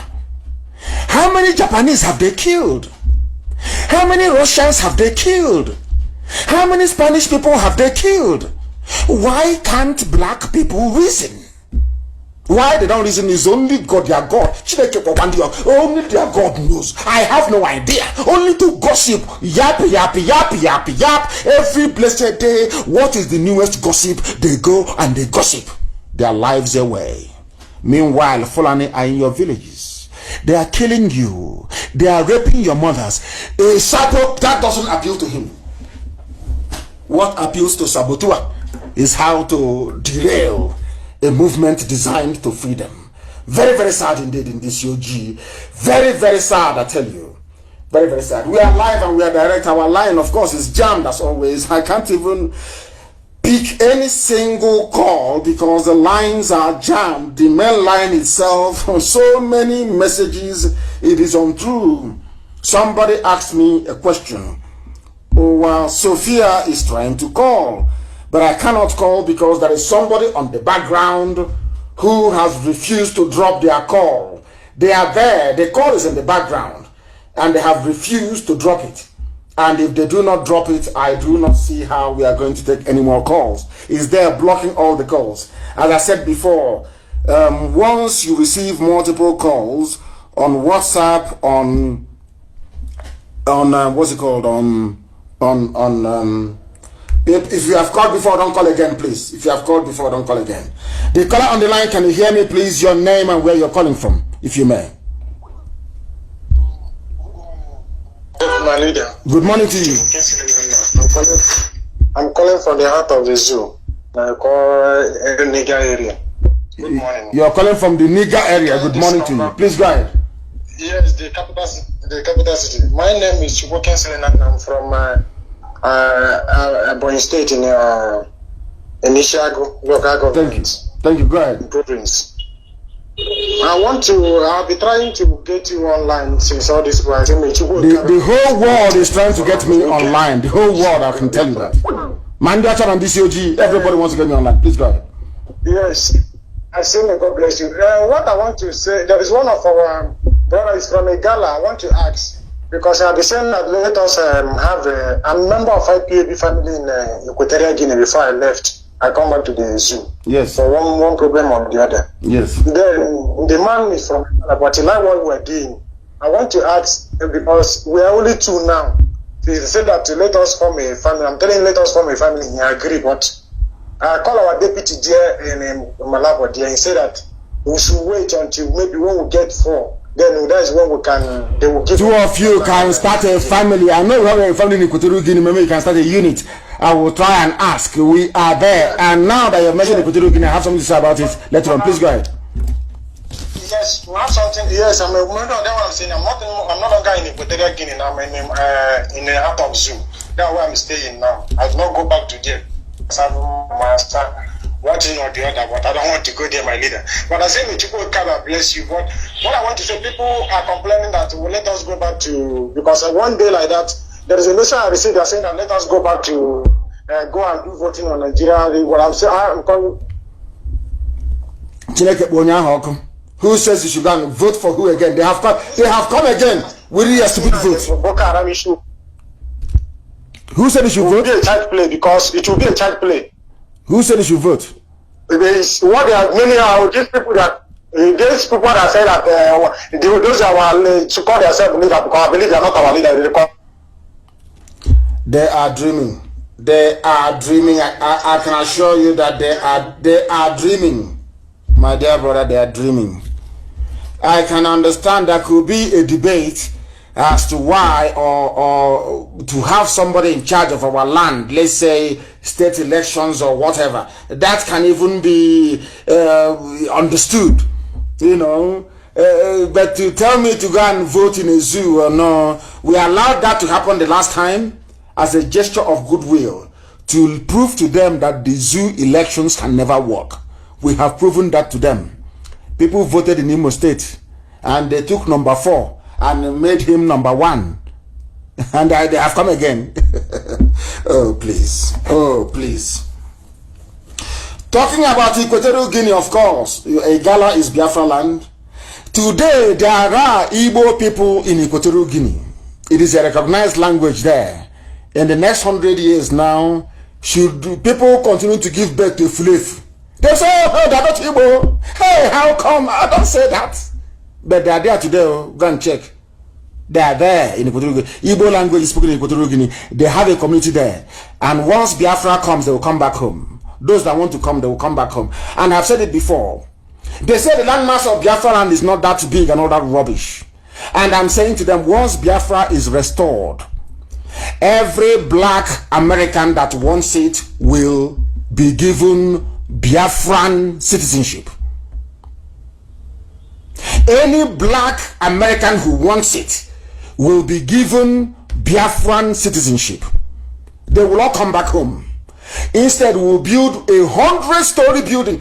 If 1 single building that is 100 stories can contain the whole of Afaruku, my entire village can live there with space to spare. So we know what we are doing. So for some of the idiots saying there is no land, what are all that rubbish? Why do you think man conceived skyscraper? Why do you think so? Why, I ask you? People who don't know anything. They are playing with Biafra. They don't know the plan we have for Biafra. You see Alamajiri, they will be begging to come to Biafra land to buy houses. You know, they will still be, you know, Fulani, they'll keep stealing. Even in the zoo, they'll keep stealing themselves dry. That is how they are. Because they believe in feudalism. But in Biafra land, I can assure you, in the land of Biafra, when they come, we'll say no to them. We are going to build a masterpiece. That when you see it, you will say, I would never in a billion years believe that black people are capable of being reasonable enough to build a nation like this. That is what we are fighting for. We are not against anybody. We want to be able to lead or live a dignified life on this earth. Dignity.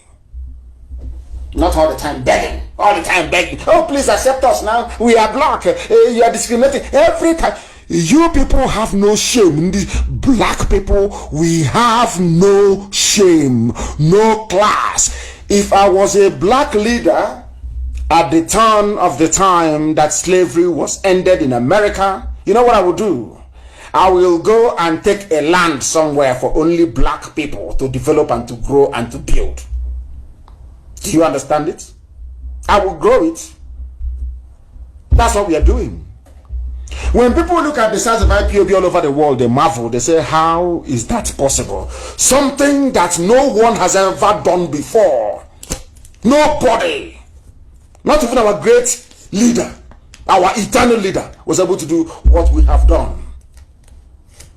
We have no media. You know, if you don't have any media, you cannot do anything. I said we create our own. Did we not create it? Did we not create it? They said, oh, they won't listen to you. Nobody. I said, we'll make them listen to us. They won't write about you. I said, we'll make them to write about us. Continue doing what you're doing. That is why we are as formidable as we are today. Unstoppable. Everybody was, every other people Look at when OPC came, their leaders supported them, their governors, everybody supported OPC. Yes? When Boko Haram, even a terrorist group came, Boko Haram, they enjoyed the support of the late Buhari, all the North. They were with them because their aim was to remove Jonathan. When ISWA came, ISIS in West Africa, all the ruling heads of the North supported them. Now you're following? All of them gave them support. But the time IPOB came, first was Masop. It was Rike came, and he suffered and suffered and suffered. Sometimes I can understand how they frustrated him. He suffered and suffered and suffered, went to jail, people were killed. Sabo ganged up. They kept frustrating him to the point where they converted him into a Sabo like themselves. You don't know, I read all those things. I took time and I studied everything. I studied everything. I know that there would be obstacles. I knew it. I know our people will fail. That was why before I went to the zoo in 2015, I said, I will not let you down, but you will let me down. But fortunately for me, you don't know how much I love IPOB. You don't know how much I love you people. You have no clue. You have no understanding. As I was in jail, I was in detention, incommunicado. Somebody came to me and said, do you know what is happening outside? I said, no. They said IPOB have blocked Head Bridge in Onitsha. They have taken over everywhere. I said, what? He said, yes. I said, why? They said, because they will not let you down. I shed tears in prison. I said, my God in heaven. They said, we will not let our leader down who has been. He said it before he was arrested. My deputy chairman went to the archives and brought out the clip where I said, I will not let Biafrans down, but they will let me down. Biafrans went mad all over the world. They blocked Head Bridge on it for 4 days. And the world knew who Nnamdi Kanu is. Do you see how we roll? Then how can I disappoint such people? I would rather die than disappoint them. It's impossible. Impossible. Do you see how we came to where we are today? Why Chukwu Kikabiama is with us? Why anything we touch turns into gold? Why we are able to do things that other mortals cannot do? There is nobody. ANC was arguing or agitating for equality. One man, one vote in South Africa. They were not asking for separation. But you see this IPOB, we are going to make Britain understand that amalgamating the North and the South was a mistake. And they will accept it. Write it down on a piece of paper and mark my words. They will accept it. That coming to Africa to create nations is an act of racism. All of you are jumping up and down saying Black Lives Matter. Let's end racism.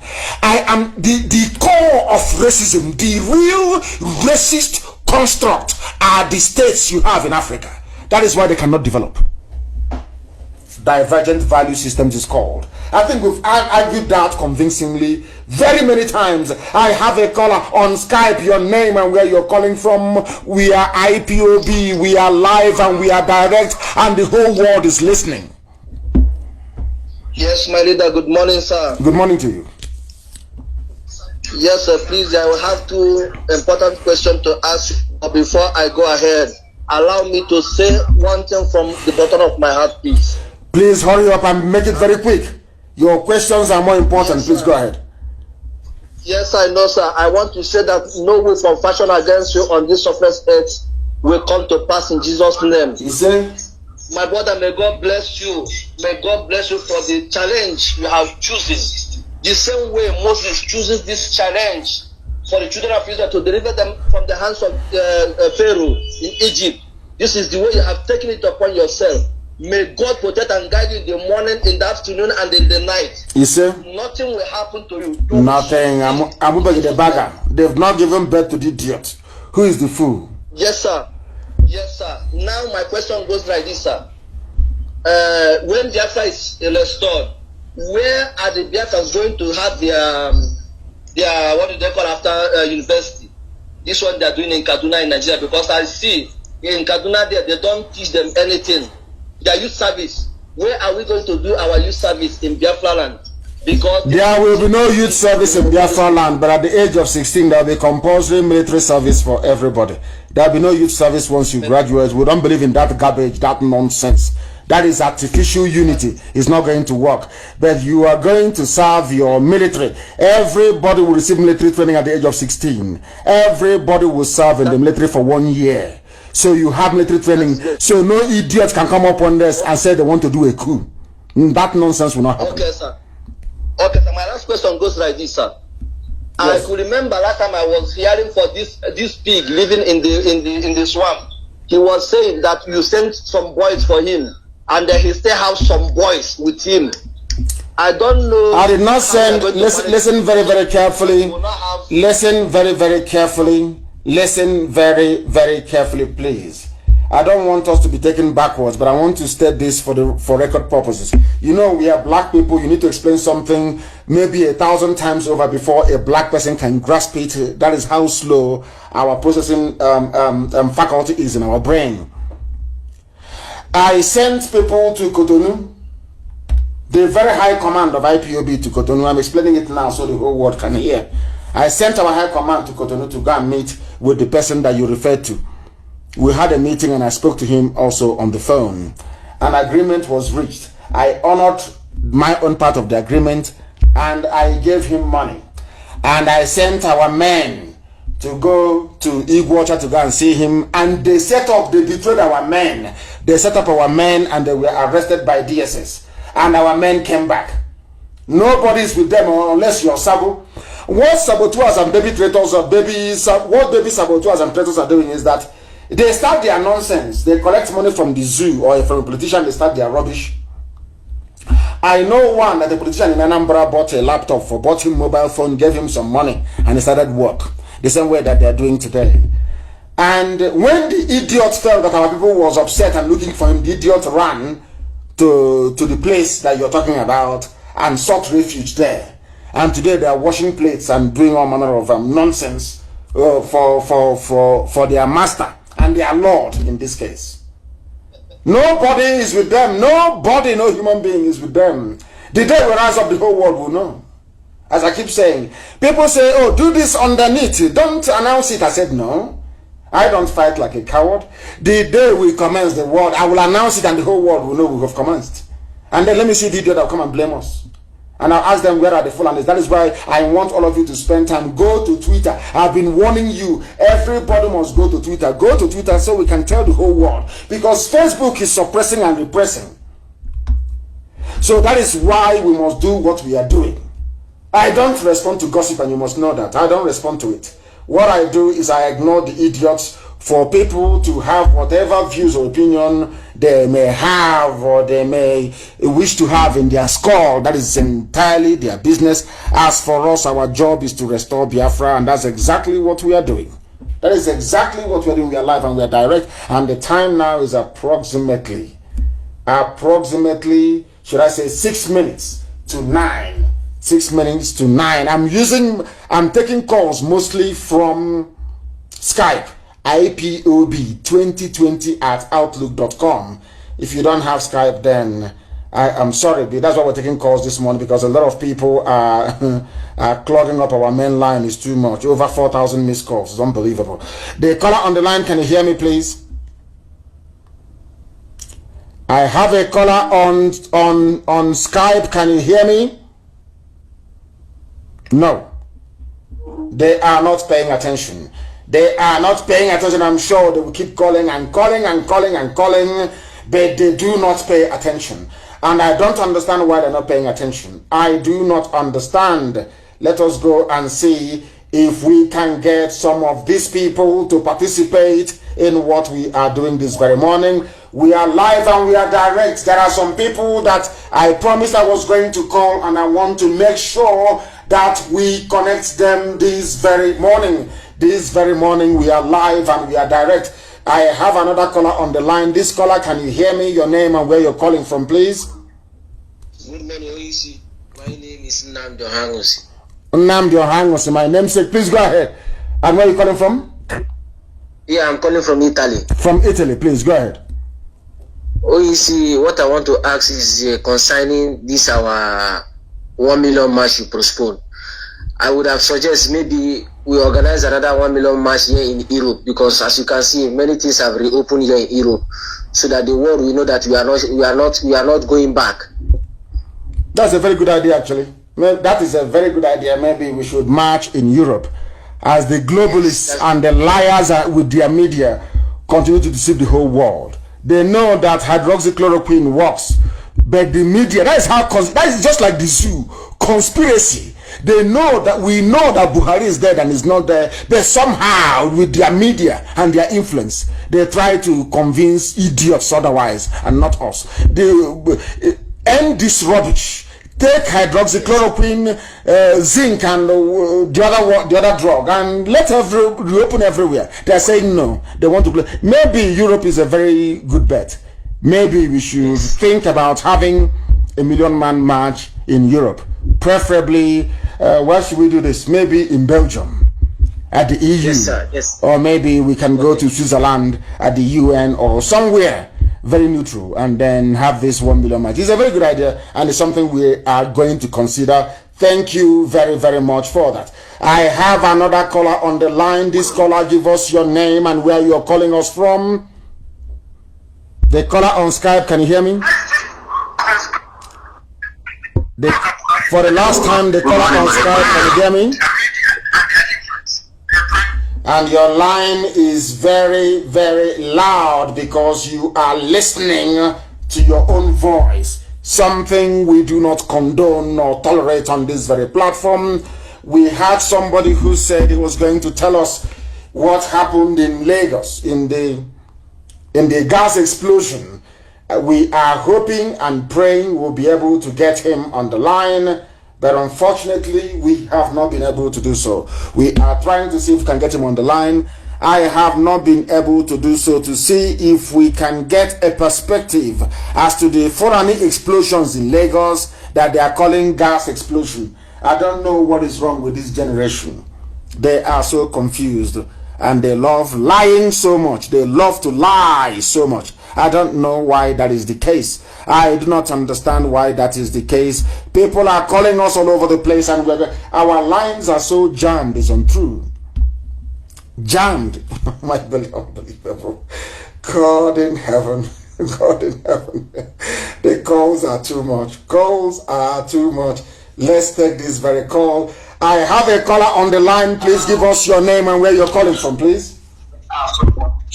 For the last time. My goodness, they don't listen. On this UG, black people, we never ever listen. We never ever listen. I don't understand. I have no idea why we don't reason, why we don't listen. I said, when you call us, make sure that all your lines are down. Make sure that you turn down your system. They don't listen. They don't. This UG. Hey, the caller on Skype, can you hear me? Please, your name and where you are calling from, if you may, please. My leader, you have just get another new child last week. Wonderful. That is wonderful. That is wonderful. From Iceland. IPOB have just been registered in Iceland. That is in Iceland. That is wonderful. Iceland. We took our oath last week, Saturday. Wonderful. Wonderful. Wonderful. So we have now been recognized as an existing entity in Iceland. Is that correct? Yeah, we have not yet registered, but we just started an oath. We are processing for the registration. Okay, you have started a family in Iceland. Is that correct? Yes, wonderful. That is family, great. sir. That is wonderful. That is great. Absolutely amazing. That is wonderful. Thank you very, very much. Thank you. Thank you. Please, it's a very wonderful news. That is to tell them that those who said, who joined their Zoom masters, to be saying that IPOB is a terrorist movement. And I have written a letter to the aeroplane turner, asking him why the tag of terrorism cannot be lifted on IPOB. considering that we have been begging them. We are the ones taking them to court, begging them for over 2 years. Come to court and explain why IPOB is a terrorist group. They have not come.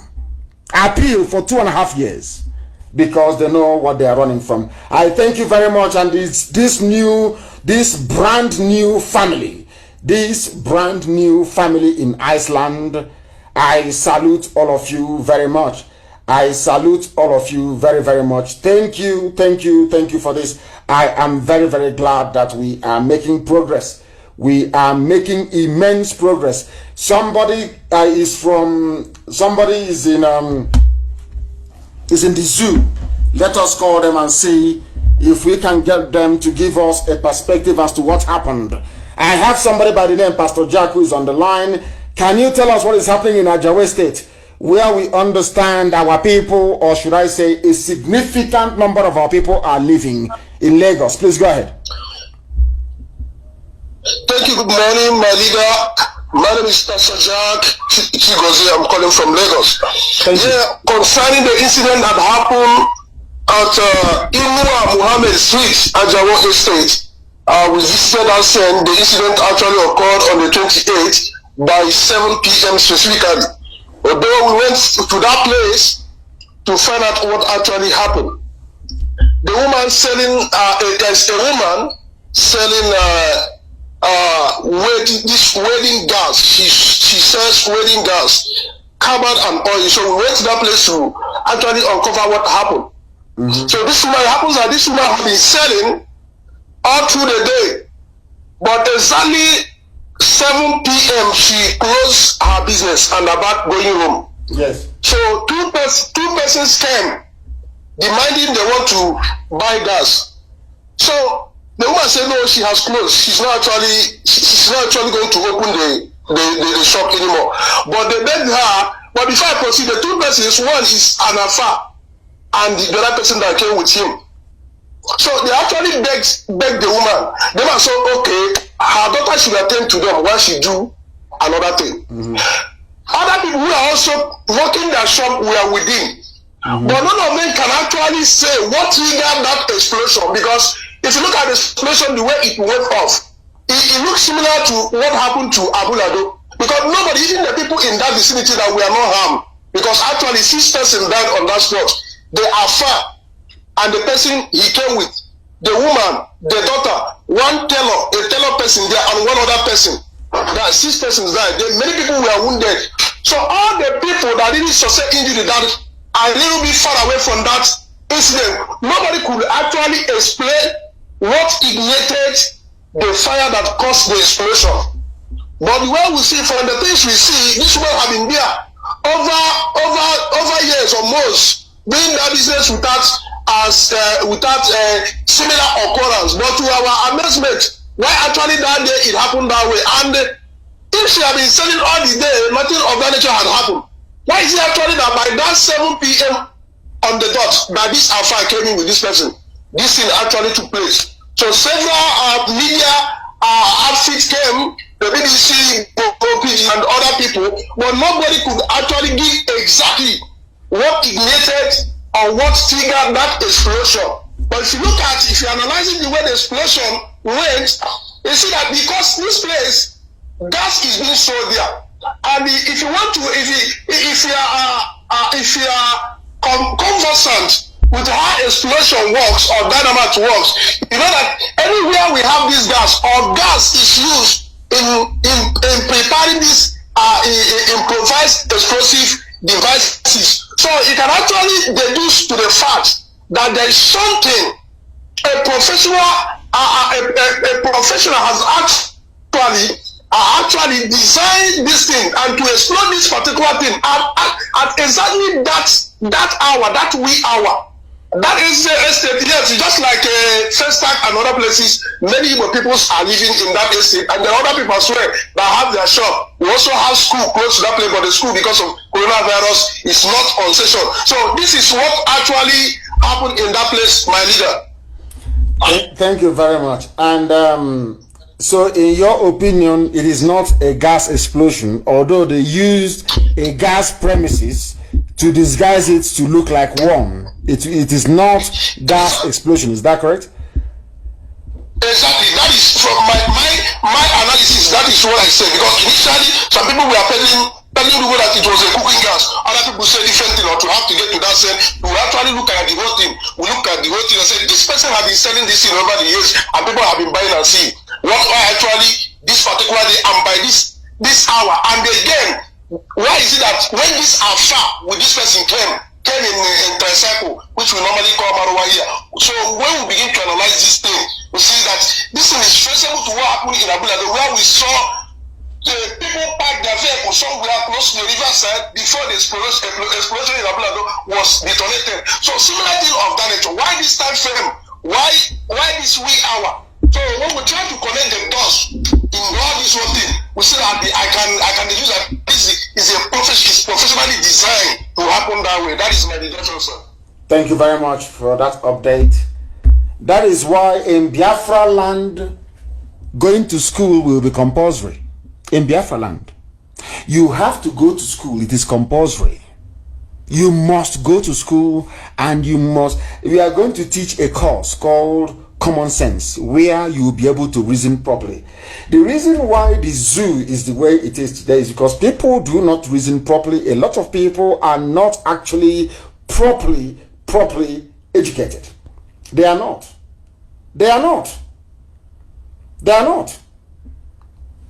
Unbelievable. They don't investigate, they don't have forensics. Nobody can go to a bomb site to say this was actually what happened, these are the materials used, this is what we found. They always send BBC to go there. They'll do what until it's gas.